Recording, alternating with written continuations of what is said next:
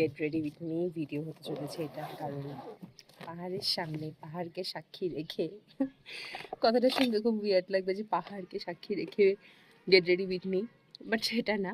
কথাটা হলো পাহাড়কে এত কাছ থেকে দেখে আমি আমার কাজ করছি, মানে পাহাড়কে এত কাছ থেকে রেখে আমি আমার কাজ করছি। তাড়াহুড়োর চক্করে আমি দুটো ব্যাগ সেপারেট করে রেখেছিলাম। সিরামটা এই না আছে, আমি ভাবছি সিরামটা ওই ব্যাগে চলে গেছে। তো আজকে আমরা এখান থেকে বেরিয়ে যাবো, দ্যাটস ওয়াই মোটামুটি সব প্যাকেট ট্যাকিং করে নিলাম কালকে রাতে। তো আজকে টুকটাক বাকি আছে 2-3টে বক্স।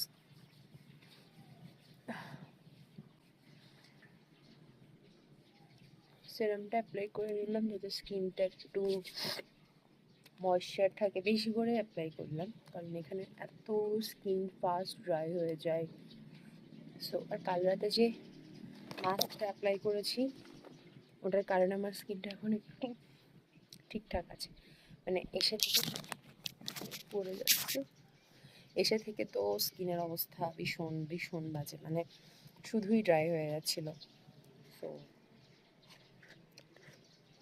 ময়শ্চারাইজ করে নিই। আমি আগে রেডি না, মানে আমি আগেই রেডি হয়ে তারপর গোছাবো সব কিছু।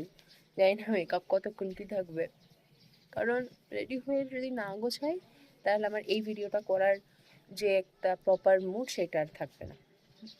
এটা পাবো না, ওটা পাবো না, খুঁজতে হবে, তো ফ্রেশ মুডে ভিডিওটা করতে পারবো না।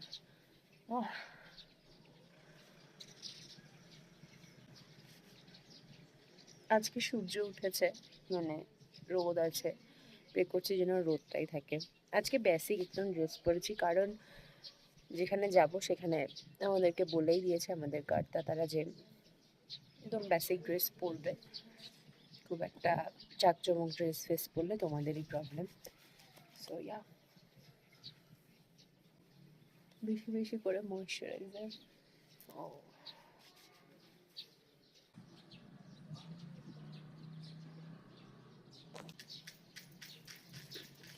এই সানস্ক্রিনটা কালকে পুরো রীতিমতো ব্যাগে পড়ে গেছিলো। আমি ডট অ্যান্ড কি পিয়ারের সানস্ক্রিনটা নিয়ে এসেছি। তো যেটা হয়েছিল, আমি মেকআপ ব্রাশ নিয়ে এসেছি কিছু, সেগুলো ক্লিন করারও প্ল্যান ছিল। সানস্ক্রিনটা এতটাই পড়ে গেছে, আমি কালকে স্নান করে উঠে আর মুখে কিছুই সেরকম অ্যাপ্লাই করিনি। আর যেই বক্সটাতে পড়েছে এই সানস্ক্রিনটা, সেখানে ওই মেকআপ ব্রাশেসগুলো ছিল, মানে মেকআপ ব্রাশের পুরো সেটটাই ছিল। সো দেখেছো, এটা একটা গ্লসি ফিনিশ দেয়, এই কারণে এটা আনা। তো দেখলাম মেকআপগুলো স্প্রেড হয়ে, মানে ওখানে যে মেকআপগুলো গায়ে লেগেছিল, আমি তো কলকাতায় আর কোনো সময় পাইনি যে মেকআপ ব্রাশেসগুলো রিমুভ করে আনবো। তো দেখলাম যে যেটা গায়ে লেগেছিল ওটাও ওয়াশ আউট হয়ে চলে এসছে জাস্ট জল দিয়ে একটা ধোয়ার পর। তো জিনিসটা আর ওয়েস্ট হলো না। সানস্ক্রিনটা লাগানোর পরে মুখে একটা অন্যরকম গ্লো চলে আসে, অন্যরকম। ওহ,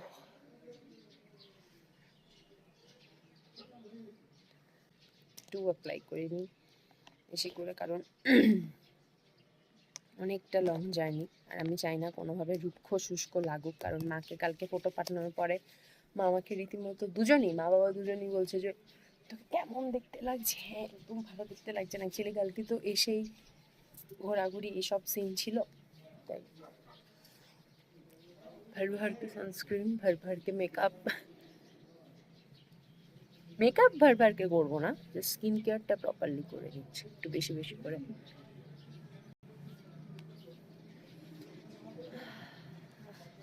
স্কিন যদি ভালো থাকে এক্সট্রা কিছু করারই দরকার হয় না। বাট আমার মতো এরকম sensitive skin, acne prone skin যাদের আছে, তাদের তো সেই সৌভাগ্য নেই যে স্কিন ভালো থাকবে। তাড়াহুড়োতে কি বলে দিচ্ছি, আমার সত্যি, আমার যদি স্কিন ভালো থাকতো আমি কিছুই অ্যাপ্লাই করতাম না, জাস্ট র্যান্ডাম এরম মেখেই বেরিয়ে যেতাম। এটা প্রাইমার ইউজ করি কারণ একটু হালকা ফাউন্ডেশন দেবো, ইচ্ছে আছে যাতে একটু লং লাস্টিং থাকে, কারণ একটা প্রাইমার ইউজ করে নিচ্ছি।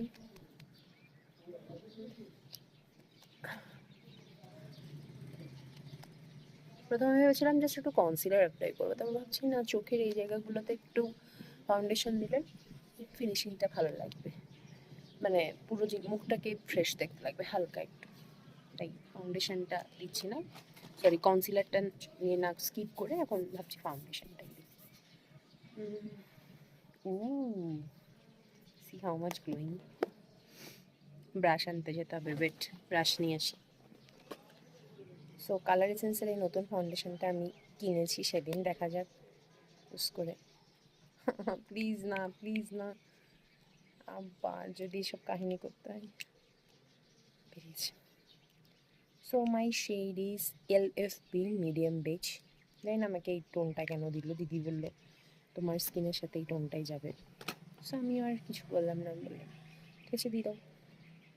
For the very first time আমি এটা ইউজ করছি। আমি আগে কখনো ইউজ করিনি কালার এসেন্সের কোনো প্রোডাক্ট, আমার কাছে ছিল না আগে। সো স্মেলটা অনেক ভালো। Let's use this.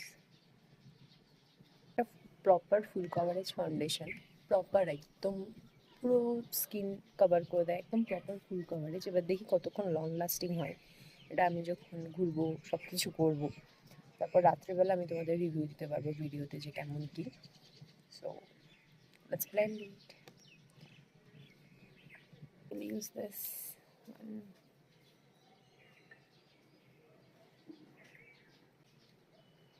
O settings স্প্রেটা পরে দিচ্ছি, আগে একটু ফেস পাউডার দিয়ে নিই, মেকআপটাকে একটু যাতে লক করে রাখতে পারে।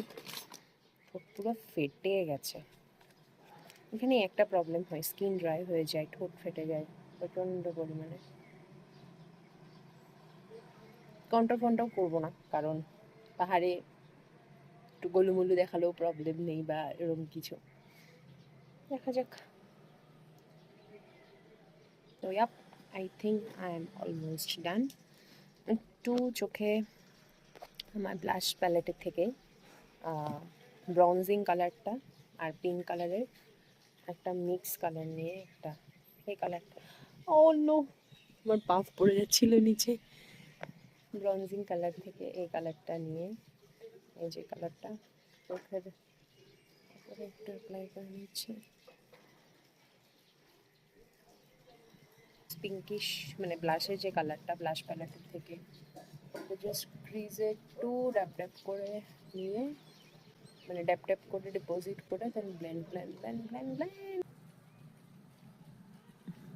একটু সেট করবো ডেফিনেটলি। আর নোজে একটু কন্ট্রোলিং করে নেওয়া যায়, কারণ আমার তো নোজের শেপ ভীষণই ভালো, একটু নোজ কন্ট্রোলিং করে নেব।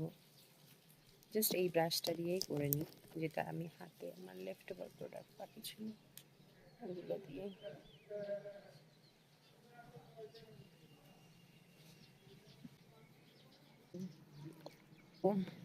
গেট রেডি উইথ মি যদি ভিডিও কথা বলে বলে এভাবে করা হয় অনেকটা লম্বা হয়ে যায়, ওই জন্য আমি খুব একটা বানাতে চাই না। Got it. এবার আমি বুঝতে পারছি যে আমার কত প্রোডাক্ট নষ্ট হয়েছে, এটাও স্প্রেড হয়েছে।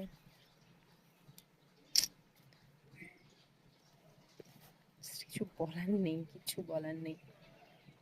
এভাবে স্প্রেড হলো কি করে আমি এটাই বুঝতে পারছি না। এখানে যা আছে ওগুলো ড্যাপ ড্যাপ করে দিয়ে দিই। সো ইয়াপ ডান, ফাইনালি একটু লিপস্টিক লাগিয়ে আর অ্যাক্সেসরিজ যদি কিছু পড়তে হয়, কানের দুল বাগেরা পরে আই এম কমপ্লিটলি ডান।